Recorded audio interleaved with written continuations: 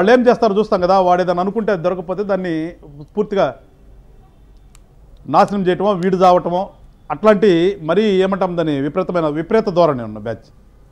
అలాంటి బ్యాచే కదా ఇది, విపరీత ధోరణి ఉన్నటువంటి బ్యాచే. కాబట్టి వీళ్ళ ఆలోచన విధానం అంతే ఉంటుంది. ఇప్పుడు నేను ఇక్కడ ఈ రాష్ట్రంలో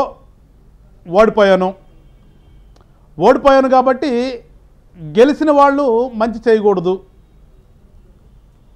అనే ఒక విపరీత ధోరణితో చేస్తున్నటువంటి ఆ ట్వీట్లు తప్పితే, ఆ మాటలు తప్పితే, నిజంగా ఒక ప్రజాస్వామ్యం అంటే తెలిసిన వ్యక్తి, ఒక ప్రజాస్వామ్య ఈ వ్యవస్థలో ఒక రాజకీయ నాయకుడిగా ఉన్నాను అనుకునే వ్యక్తి ఎవరు కూడా అట్లాంటి చేయరు. రాజకీయ పార్టీ ఏ పార్టీ అయినా కానీ ప్రజాస్వామ్యంలో గెలుపోటములు ఉంటాయి. ఎవ్రీ 5 yearsకి మనకి ప్రజాస్వామ్యం కల్పించిందంటే ఎవ్రీ 5 yearsకి ఎలక్షన్ పెట్టారు. ఆ ఎవ్రీ 5 yearsకి ఒక పార్టీ అధికారంలోకి వచ్చిన తర్వాత ప్రజల మన్నన పొందితే మళ్ళీ సెకండ్ టైం కూడా గెలుస్తారు, లేకపోతే ఇంకో పార్టీ వస్తుంది, మళ్ళీ వీళ్ళు ఉంటారు. అధికార పక్షానికి చేదోడుగా ఉంటుందండి. ఎప్పుడు ప్రతిపక్షం అనేది ఎప్పుడు కూడా అధికార పక్షానికి సూచనలు తట్టు ఉండాలి. తప్పు చేస్తే మీరు తప్పు చేశారని చెప్పే విధంగా ఉండాలి. కానీ దౌర్భాగ్యం ఏంటంటే మన రాష్ట్రంలో చూసాం కదా, అంతకుముందే ఆమెనైనా నేను ముఖ్యమంత్రి అయితే అసెంబ్లీకి వస్తాను రోడ్లు అంట పడ్డాడు. సరే ముఖ్యమంత్రి అయ్యాడు. ముఖ్యమంత్రి అయిన తర్వాత జరిగిందేంటి? రోడ్డు మీదకి రావాలంటే పరదాలు కట్టుకున్నాడు, చెట్లు కొట్టేశాడు, మరి పరదాకు అడ్డంగా ఐరన్ రాడ్లు ఏర్పాటు చేసుకున్నాడు. అది కాదు జరిగింది. ఇవాళేమో నాకు సెక్యూరిటీ కావాలని మళ్ళీ హైకోర్టు మెట్లు ఎత్తున్నాడు.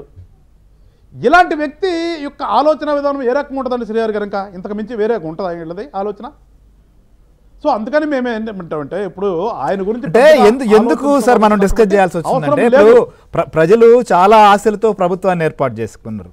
వీళ్ళ యొక్క ఆశలు ఆకాంక్షలు నెరవేరాలంటే ఖచ్చితంగా ఇలాంటి కంపెనీలను కావచ్చు తీసుకురావాల్సిందే, ఏర్పాటు చేయాల్సిందే. గతంలో చూస్తే ఇది ఎడార్ అన్నారు, శ్మశానం అన్నారు, అమరావతి మునిగిపోతుందని ఒక ప్రచారం చేసి దాన్ని ఆయువు తీసే ప్రయత్నం చేశారు. ఇప్పుడు కనీసం మళ్ళీ తిరిగి నిలబెట్టుకునేటువంటి ప్రయత్నం చేసి దాన్ని గాడిని పెట్టే ప్రయత్నం చేస్తుంటే కూడా వెంటనే అసలు సమయం కూడా లేదు, 2 నెలలు కూడా కాకముందే ఈ రకమైనటువంటి ప్రచారానికి తెరలేపితే నష్టపోయేది ఎవరు? ఇప్పుడు రాజకీయంగా మీకు ఉంటే ఏదైనా తెలుసుకోవచ్చు, కానీ ఇక్కడ రాష్ట్ర ప్రజలు కదా దెబ్బతీసేది.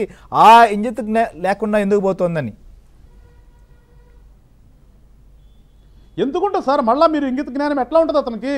ఇంగిత జ్ఞానం ఉన్న వ్యక్తి అయితే అసలు ఉండదు కదా అట్లా. ఇప్పుడు అతని క్రెడిబిలిటీని బట్టి జనం నమ్ముతారండి. శ్రీ గారు మేమైతే ఆ యొక్క జగన్మోహన్ రెడ్డి గారు కానీ ఆయన కింద ఉండే బ్యాచ్ కానీ ఆ పార్టీల నాయకుల మాటలు కానీ మేమైతే పట్టించుకోదలుచుకోవాలి, డోంట్ కేర్ అసలు. ఎందుకంటే వాడిని ఎవరు నమ్మరు. ఎట్లా నమ్ముతారు? ఇక్కడ చంద్రబాబు నాయుడు గారి మీద ఏమైనా కేసులు ఉన్నాయా? ఈడీ కేసులు ఏమైనా ఉన్నాయా? 420 కేసులు ఏమైనా ఉన్నాయా? పవన్ కళ్యాణ్ గారి మీద ఏమైనా ఈడీ కేసులు ఉన్నాయా? 420 కేసులు ఉన్నాయా? నువ్వేంటి? నీ పరిస్థితి ఏంటి? ఒకసారి ఏదంటారు కదా, ఒక్కొక్కసారి గూగుల్ సెర్చ్ చేస్తే జగన్మోహన్ రెడ్డి గారి మీద ఎన్ని కేసులు ఉన్నాయంటే ఎన్ని వస్తాయి? పోనీ ఆ కేసులు ఏంటి? ఏం కేసులు? ఇవాళ నా మీద కేసులు ఉన్నాయండి. వాళ్ళు పెట్టి వైఎస్ఆర్ పార్టీ వాళ్ళు పెట్టినాయి కానీ అంతకుముందు పార్టీ పెట్టినాయి కానీ నా మీద కేసులు ఉన్నాయి. ఏం కేసులు? మేము జనం కోసం రోడ్డు మీదకి వస్తే, మేము జనం కోసం వచ్చి రోడ్డు మీద ధర్నాలు చేస్తుంటే పోలీసు పెట్టిన కేసులు ఉన్నాయి. కానీ నీ మీద ఉన్నటువంటి కేసులు ఏంటి? నీ మీద ఉన్న కేసులు ఏంటి? జగన్మోహన్ రెడ్డి గారి మీద కేసులు ఏంటి? వాళ్ళ రాష్ట్రం సంపదను దోసేసాడని కదా, ప్రజలు మోసం చేశాడని కదా, ఉన్నాయని అవే కదా.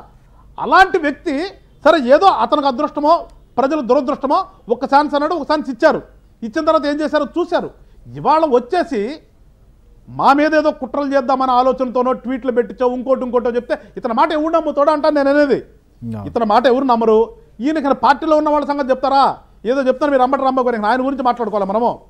ఆయన గురించి ఎవరన్నా ఒక్కళ్ళు మా జిల్లానే కదా, ఎవరైనా ఒక్క వ్యక్తి అన్నా అంబటి రాంబాబు గురించి ఆలోచించబడి ఎవరైనా ఉన్నారు ఇక్కడ? సో మేము మా దృష్టి అంతా కూడా మీరు అన్నట్టుగా కోటి ఆశలతో ప్రజలు మా కూటమిని గెలిపించారు. గెలిపించిన తర్వాత మా యొక్క పని విధానము